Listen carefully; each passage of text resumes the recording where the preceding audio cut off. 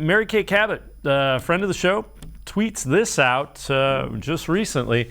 Browns will consider acquiring 49ers Jimmy Garoppolo if Deshaun Watson 6-game suspension increases, which by most accounts, most expect that to be a significant increase from 6 games.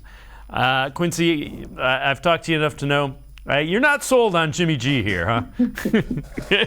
Yeah. See, look, I understand the dynamic that's going on here, right? Because if you're a fan, you look at Jimmy G and you go, man, they're always contending. They're in the championship game. He must not be that bad. But you hear people always say about Jimmy G, he's not very good. But you look at the record and you're like, maybe there's something that people are missing here. And I understand the reason to do that. And I understand that trading for Jimmy Garoppolo or having Jimmy Garoppolo in there instead of an unknown like a Jacoby Brissett, well, not an unknown, but a known kind of average quarterback like Jacoby Brissett makes you feel better.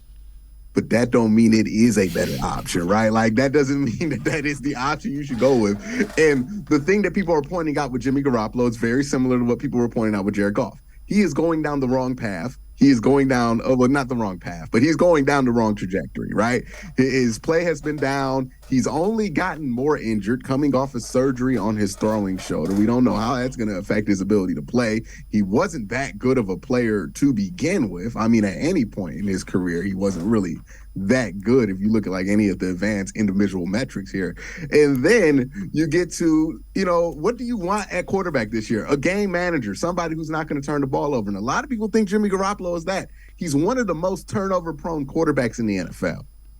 And that's without, the wild Baker Mayfield stuff that we sometimes get out of Baker, where he will just make a 50-yard bomb out of nowhere. You don't get that with Jimmy Garoppolo. You just get the downsides of it.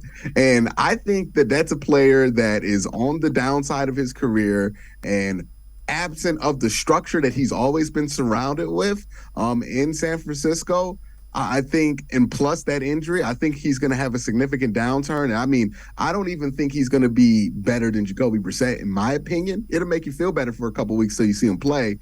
But I think he's going to be, like Joe Flacco right now or Andy Dalton right now, where it's like you really don't want to see these guys in the NFL game anymore.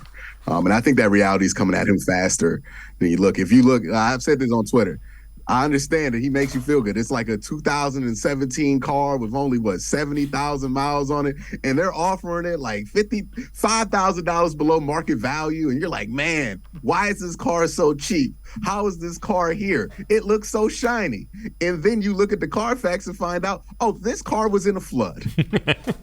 You know what I mean? Like, there is something wrong here, that you might not want to pick up. And I think that's there's a reason why why even Baker Mayfield was more sought after than Jimmy Garoppolo, given everything that we've known about Baker Mayfield and his stay in Cleveland. So, I would be cautious about that. I know it's going to make some people feel better. I hate to throw rain on the parade for anybody who's a big Jimmy Garoppolo person, but I think that's a lemon.